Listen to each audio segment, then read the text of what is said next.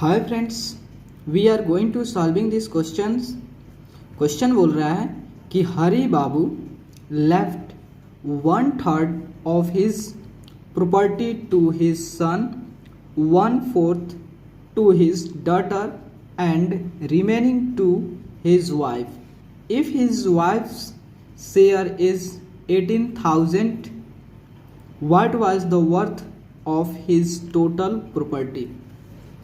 देखो क्वेश्चन है कि एक हरी बाबू हैं जिन्होंने अपने बेटे को अपने टोटल, उनके पास हरी बाबू के पास जितना भी संपत्ति है, जितना भी प्रॉपर्टी है, उस प्रॉपर्टी का 1/3 जो होता है अपने बेटे को दे देते हैं। मतलब अपने संपत्ति का 1/3 अपने बेटे को दे देते हैं और अपने संपत्ति का 1/4 जो है अपने बेटी को दे देते हैं और जो बचता है वो अपने पत्नी को दे देते हैं। ठीक है, जो अपने बेटा को देने के बाद, अपनी बेटी को देने के बाद जो रेस्ट जितना भी बचता है, उनकी संपत्ति जितना पैसा बचता है, जो भी बचता है वो अपने पत्नी को दे देते हैं।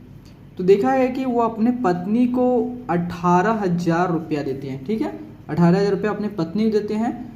तो आपको बतानी है कि हरी बाबू के पास टोटल कितने प्रॉपर्टी था, इसकी वैल्यू, प्रॉपर्टी की वर्थ बताना, वैल्यू कितना था, उस प्रॉपर्टी की वैल्यू, कीमत कितना थी, उसको वैल्यू को आप कैलकुलेट करें। ठीक है, तो देखो मैं हिंदी में आपको लिखूंगा कुछ कोई वर्ड ताकि आपको उसको फील हो सके। ठीक है, देखो हम पहले लिख रहे हैं let the worth of Hari Babu, let the worth of Hari Babu property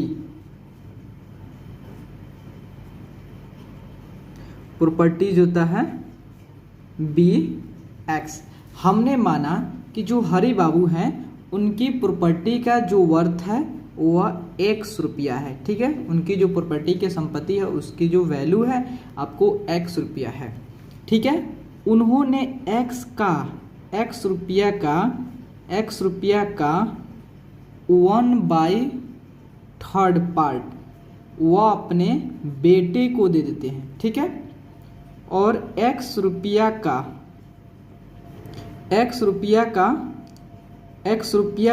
1/4 अपने बेटी को देते हैं, अपने बेटी को दे देते हैं। और जो बाकी बचता है 18,000 रुपया, अब 18,000 रुपया ही बचता है उनके पास, वह अपने वाइफ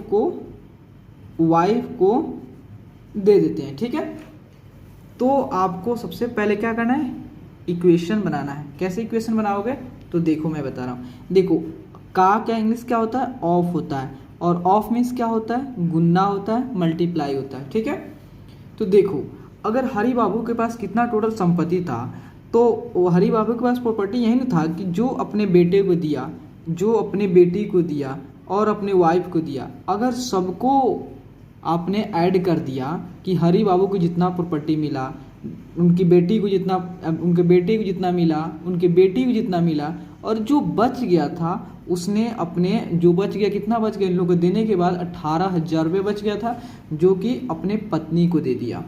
तो अगर हम सबकी जो प्रॉपर्टी के वैल्यू को ऐड कर दें तो हमारा x के बराबर होगा, क्योंकि टोटल संपत्ति हमारा x है। तो देखो x का मतलब ऑफ, मतलब गुना, x का 1/3 उसने अपने बेटे को दे दिया, प्लस x का मतलब गुना 1/4 अपने बेटे को दे दिया, और रिमेनिंग कितना बचा था, 18,000।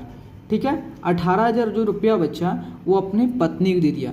तो अगर ये सारे पैसे जो होता है, सारे प्रॉपर्टी की जो वैल्यू है वो कितना के इक्वल हो जाएगा, मीन्स x के बराबर हो, क्योंकि जो हरी बाबू थे उनके प्रॉपर्टी का जो वर्थ है वह x रुपीज है। ठीक है, तो आपका इक्वेशन समझ में आ गया कि नहीं, कि इक्वेशन आपका यही है कि वो अपने बेटे को अपने संपत्ति का 1/3 दिए और अपने बेटी को अपने संपत्ति का 1/4 दिए, जो भी बचा वो अपने पत्नी को दे दिया। उसके बाद अगर सभी को ऐड करोगे तो इक्वल टू x होगा, क्योंकि x is the property of Hari Babu. ठीक है, देन देखो तो आपका x into 1 gives x by 3 plus x into 1 x by 4। देखो आपका इधर x जो होता है प्लस में इक्वल की साइड आएगा तो माइनस ऑफ x बाई, देखो अगर हम किसी भी नंबर में 1 से मल्टीप्लाई करें या डिवाइड करें तो आपका सेम ही नंबर आएगा। तो अगर हम 1 से, देखो आपको सॉल्व करने के लिए, फिल करने के लिए मैं 1 यहाँ लिख रहा है, ठीक है। तो देखो आपका 18,000 इधर प्लस में इक्वल की साइड है तो माइनस में हो जाएगा 18,000, ओके।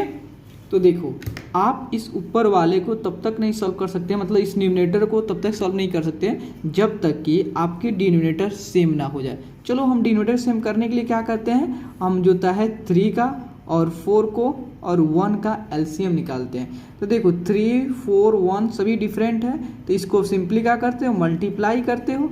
जब मल्टीप्लाई करते हो तो आपका 12 आ गया। 12 जो होता है आपका एलसीएम हुआ है, तो जो कि आपको 3 को, 4 को, 1 को 12 के बराबर करना है। जैसे ही 12 हो जाएगा तो आप इससे ऊपर वाले को सॉल्व कर सकते, मतलब न्यूमरेटर को सॉल्व कर सकते हो। देखो आपको क्या करना है, x बाई 3, इस 3 को 12 करने के लिए क्या करोगे, इसमें 4 से मल्टीप्लाई, देन ऊपर भी 4 से मल्टीप्लाई, ठीक है। उसके बाद x बाई 4, 4 को 12 करने के लिए 3 से मल्टीप्लाई, देन ऊपर भी 3 से मल्टीप्लाई, देन x बाई 1, इस 1 को 12 करने के लिए क्या करेगा, 12 से मल्टीप्लाई, देन ऊपर भी आपको 12 से multiply, equal to negative of 18,000, ठीक है। तो देखो, तो उसके बाद होता है x into 4 means 4x by 12 plus x into 3 means 3x by 12 minus of 12x into 12x by 12 equal to negative of 18,000, ठीक है। तो देखो, तो आपका डिनोमिनेटर सेम हो गया। जब डिनोमिनेटर सेम हो गया, पहले स्ट्रेट सीधा कर लेने दीजिए, ठीक है। जब आपने डिनोमिनेटर जो होता है, जब आपका डिनोमिनेटर जो होता है, कोई स्ट्रेट नहीं हो रहा, हाँ ठीक है।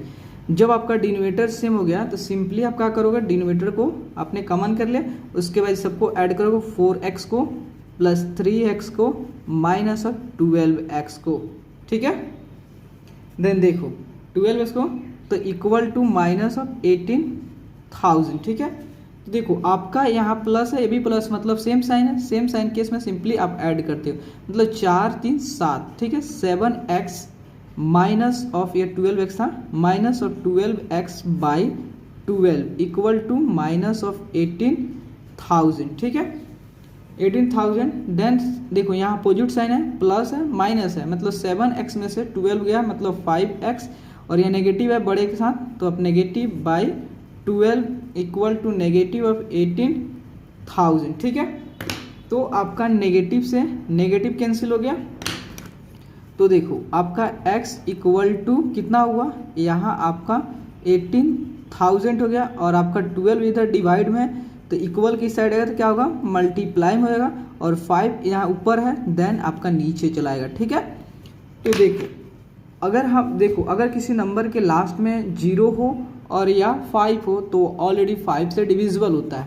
तो देखो जब इसे 5 से करोगे तो 5 तिहाई 15, 5 तिहाई 15, 15 और 3 बचा 18, 3 बचा 3 और 0 30 हुआ, तो 30 6 बचे 30, ठीक है। तो देखो अब आपका कितना आया, आपका जो आया 36, मतलब 36 100 इंटू 12। जैसे ही आप 36 का देखो, यहाँ अगर आप 36 का 12 के साथ मल्टीप्लाई करते कितना होगा, 6 दूनी 12 और 3 दूनी 6, 1 7, उसके बाद 6 एंड देन 3, तो आपका 2 7 6 13, 3 1 4, 432 हुआ। तो देखो आपका 432 आ गया, लेकिन डबल जीरो यहाँ पे है, तो देन दोनों जीरो आप निकाल दो। मतलब हरि बाबू के पास कितना संपत्ति था, आपका 43,200, ठीक है। तो लिखोगे हैंस, हैंस होता है the worth value, the worth value, worth of Hari Babu property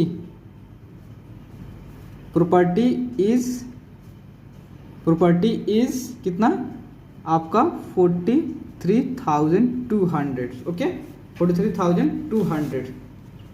मतलब हरि बाबू के पास टोटल संपत्ति के जो भी था, अब उनके प्रॉपर्टी का वैल्यू जो था 43,200 था, जिसमें से 18,000 अपने वाइफ को दिए और अपने प्रॉपर्टी का 43,200 का अपने उसके 1/3 अपने बेटे को दिए और 1/4 जो था अपने डॉटर के दिए। ठीक है, तो प्लीज़ दोस्तों, अगर आपको वीडियो अच्छा लगे और आपके लिए हेल्पफुल है तो प्लीज़ चैनल को लाइक एंड सब्सक्राइब प्लीज़ ज़रूर करें। ओके, थैंक यू फ्रेंड, क्योंकि आपके like and subscribe he motivate करता है दोस्तों। Okay, thank you friends.